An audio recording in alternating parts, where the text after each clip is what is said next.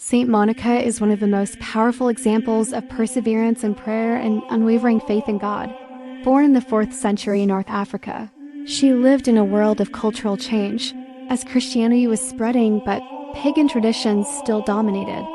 From a young age, Monica was deeply devoted to her faith, but her life was not easy.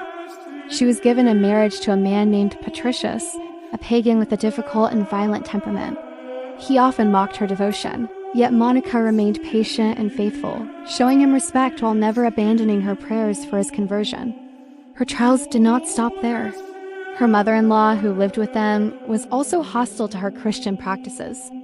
Still, Monica bore these challenges with remarkable gentleness, responding not with anger but with trust in God.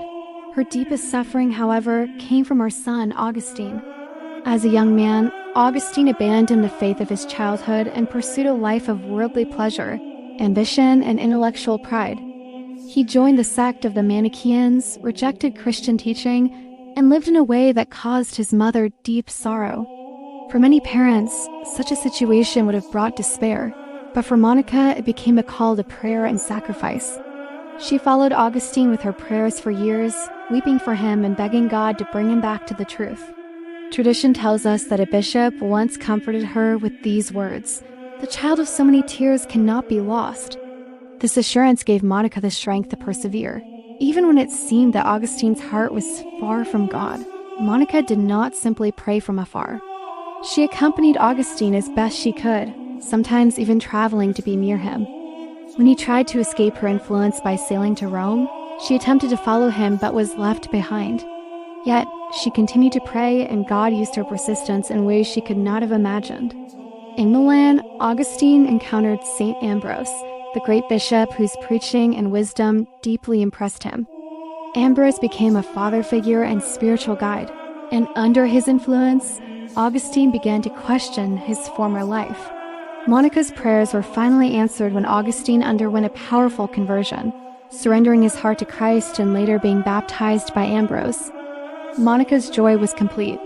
She had lived long enough to see not only the conversion of her son, but also the beginnings of his extraordinary vocation.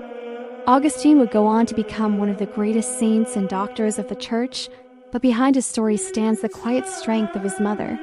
Shortly after Augustine's baptism, Monica sensed that her mission on earth was coming to an end.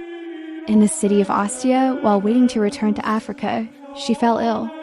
She told her son that she no longer had any desire for this life, because God had granted her one great wish, to see him united to Christ. With peace in her heart, she died in 387, leaving behind a legacy of faith, patience, and hope. Saint Monica's story is a message for all who struggle with loved ones who are far from God. She shows us that prayer is never wasted, that tears shed in faith are gathered by God, and that his timing is always perfect. Her life is a living testimony to the power of intercession, the strength of a mother's love, and the victory of grace over sin.